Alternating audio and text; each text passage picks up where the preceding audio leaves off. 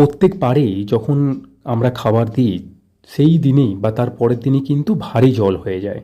এবারও আমরা যেমন 1 কেজি ইউরিয়া, 1 কেজি সাগরিকা, 500 মতো জিঙ্ক, 500 মতো আপনার ম্যাগনেসিয়াম, 400 মতো আয়রন, 200 মতো হিউমিক অ্যাসিড, এই 6 রকম খাবারকে মিশিয়ে গাছে প্রয়োগ করা হয়েছিল 3 কাঠা জমিতে, আমাদের চারা জমিতে। এবং এরপর 2.5 কেজি মতো পটাশ দেওয়া হয়েছিল। কিন্তু যখন যখন এটা দেওয়া হয় তার 3 ঘন্টা পরে কিন্তু ভারী বৃষ্টি হয়, প্রচণ্ড জল হয় এবং তাতে কিন্তু অনেকটাই ধুয়ে চলে যায় এইসব সার।